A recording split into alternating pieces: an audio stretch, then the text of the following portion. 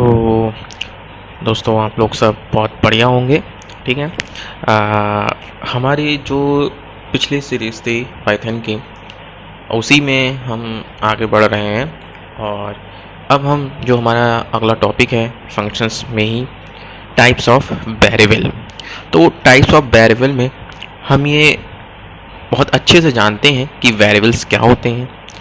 तो जब हमें ये पता है वेरिएबल्स क्या होते हैं तो उनके टाइप्स को भी हम पढ़ लेते हैं। तो टाइप्स में ये दो प्रकार के होते हैं, एक local variable, second is global variable. ठीक है। अब ये बहुत ही, जैसा इनका नाम है लोकल और ग्लोबल, वैसा ही इनका काम होता है। ठीक है। मैं आपको बहुत ही इजी वे में ये टाइप्स ऑफ वेरिएबल्स को समझाता हूँ और इनके एग्जाम्पल को भी रन करके दिखाता हूँ। तो सबसे पहले हम पढ़ते हैं लोकल वेरिएबल। तो लोकल वेरिएबल में ये क्या है, इसका कुछ डेफिनेशन लिखी हुई है, इसको रीड डाउन कर लेते हैं एक बार। लोकल वेरिएबल फंक्शंस के अंदर होते हैं, इनकी विजिबिलिटी सिर्फ फंक्शंस के अंदर होती है। जब वो फंक्शंस के बाहर आते हैं तब डिस्ट्रॉय हो जाते हैं। मतलब इनका काम, कहने का मतलब ये है कि जो लोकल वेरिएबल है वो आपके फंक्शंस के अंदर ही होते हैं और उनकी जो विजिबिलिटी होती है वो फंक्शंस के अंदर ही होती है, और जैसे ही फंक्शन के बाहर ये कॉल किया जाएगा तब ये डिस्ट्रॉय हो जाएगा। ठीक है। इसका एक छोटा सा एग्जाम्पल लिखा हुआ है। FUNC एक फंक्शन क्रिएट किया गया है। ठीक है। a इजगल टू 5, ये एक लोकल वेरिएबल है। आओ हमने a को प्रिंट करा दिया है। ठीक है। a को प्रिंट करा दिया है, देन फंक्शन को कॉल किया, देन प्रिंट a हुआ फिर से दोबारा। तब इस कंडीशन में क्या आएगा, पहले तो वो a की वैल्यू प्रिंट कर देगा, लेकिन जब सेकंड बार जब ये फंक्शन से बाहर आ जाएगा तब ये डिस्ट्रॉय हो जाएगा, तब वो a को पहचानने से मना कर देगा। ठीक है। इसको भी हम एग्जाम्पल में देखेंगे कि क्या हमें आउटपुट दे रहा है। ठीक है। उससे पहले अब हम जान लेते हैं कि किस तरीके से ग्लोबल वेरिएबल काम करेगा। ठीक है। तो ग्लोबल वेरिएबल, तो अब हम जान लेते हैं ग्लोबल वेरिएबल्स के बारे में। तो ग्लोबल वेरिएबल्स क्या होते हैं। अब ग्लोबल वेरिएबल्स फंक्शंस के बाहर होते हैं, इनकी विजिबिलिटी फंक्शंस के अंदर और बाहर दोनों में होती है। इनका स्कोप पूरे प्रोग्राम में होता है ग्लोबल। ठीक है। ग्लोबल का मतलब ही पूरा है। ठीक है। अब यहाँ पे हमने a equal to 10 globally declare कर दिया है, देन फंक्शंस को कॉल किया, फिर एक उसको प्रिंट कराया a नाम का जो वेरिएबल है, फिर फंक्शन जो हमारा था उसको कॉल किया हमने। ठीक है। देन उसके बाद हमने प्रिंट कर दिया। अब हम चलते हैं प्रोग्राम पे और देखते हैं कि किस तरीके से हमारा ये प्रोग्राम वर्किंग करता है और हमें आउटपुट देता है। ठीक है। तो मैं पाइथन का ये ओपन कर लेता हूँ।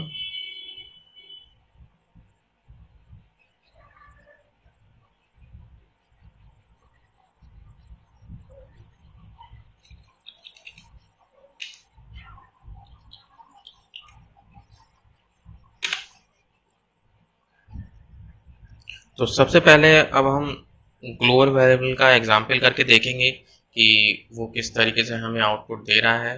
ठीक है। तो ग्लोबल वेरिएबल में हम ये देख लेते हैं, पहले चीज को डिक्लेयर कर लेते हैं यहाँ पे, और डिक्लेयर करने के बाद हम इसके आउटपुट को मेजर करेंगे कि क्या वो सही आ रहा है या नहीं। ठीक है।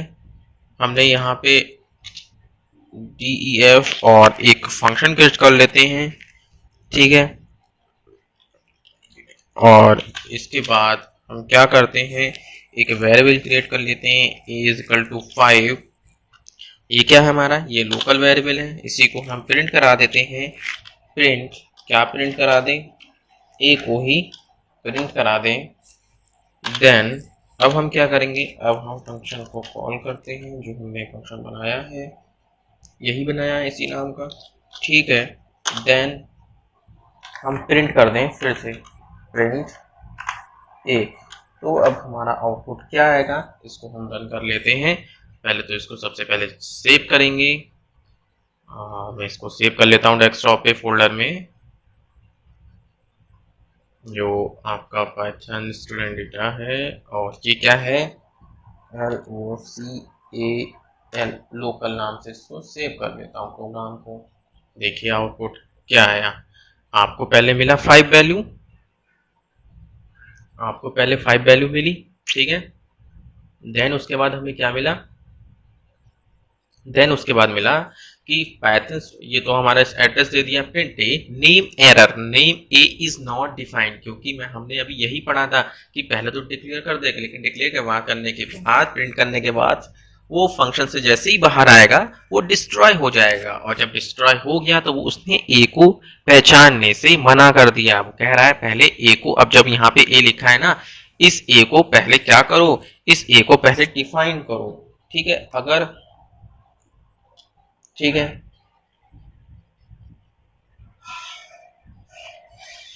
अब ए को डिफाइन करो। ठीक है, अब हो गया डिफाइन करके, अब यहाँ पे ए की वैल्यू आ गई। अब तो एरर नहीं दिया उसने, क्यों? क्योंकि ये तो हमने यहाँ पे ए कर दिया ना, अब ये फंक्शंस के अंदर था, ये लोकल वेरिएबल था, ये हमने जो डिक्लेयर किया था। तो इस लोकल वेरिएबल के लिए अगर हम प्रिंट करते तो ए की वेरिएबल प्रिंट होती यहाँ पे, तो यहाँ पे इसने इसको प्रिंट किया, अब ये फंक्शंस के बाहर आया तो उसने इस ए को पहचानने से मना कर दिया, इसलिए वो एरर उसने वहां पे इस तरीके की दी। ठीक है, चलिए अब हम जान लेते हैं ग्लोबल वेरिएबल को, कि ग्लोबल वेरिएबल किस तरीके से काम करते हैं।